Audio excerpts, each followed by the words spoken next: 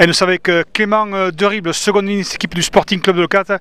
Clément, bon, mais défaite ici, mais je pense qu'on n'a vraiment rien à démériter côté du Sporting.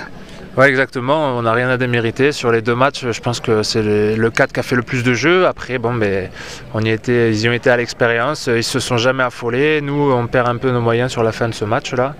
Et bon, écoute, voilà, on n'a rien à regretter, on a tout donné.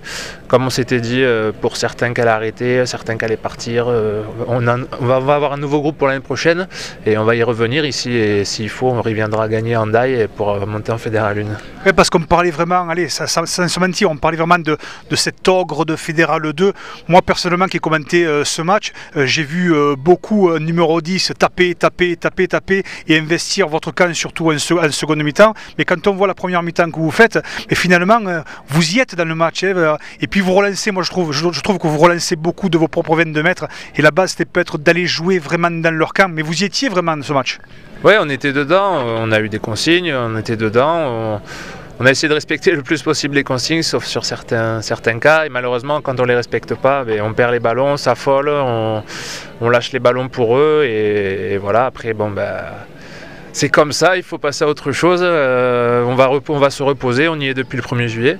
Et on va pour mieux repartir au mois de septembre. Deux faits importants aussi sur ce match, je veux t'en parler.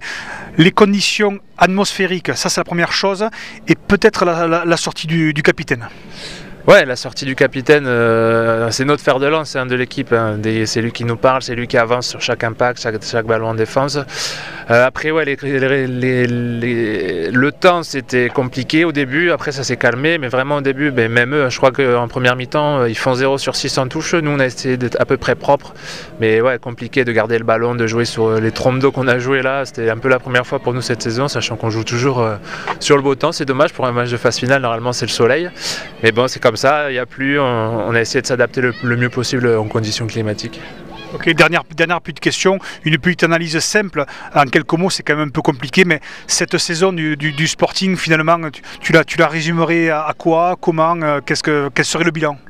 Le bilan, je pense que c'est positif le fait c'était un peu. Est-ce que c'était cet objectif de se qualifier, voilà, en championnat de France, finalement, vous l'avez fait. Après, est-ce qu'il y a peut-être, puis je vais te laisser parler, cette histoire, est-ce qu'il y a peut-être cette frustration de ne pas être sorti second ou troisième de poule? Est-ce que finalement, c'est un fait qui fait que vous auriez pu éventuellement aller plus loin? Ouais, c'est sûr, ça y joue. Hein. On aurait gagné un tour de play-off. Là, on enchaînait notre 5e match d'affilée. Ça commence à se sentir dans les pattes. Après, pour résumer la saison, je pense qu'on est une bonne bande de potes, on s'est bien trouvés. Ce soir, on va faire la fête pour oublier tout ça et vont bien se reposer. Et voilà, le résumé de la saison, c'est qu'on est content de s'être qualifié jusqu'en 16e, c'était l'objectif. Malheureusement, on aurait pu passer plus, je pense, par rapport au match, par rapport aux équipes qu'on avait en face. Mais voilà, il ne faut rien regretter et repartir de l'avant. Bon, on te remercie, puis on te souhaite que du bon. À bientôt. Merci, à bientôt.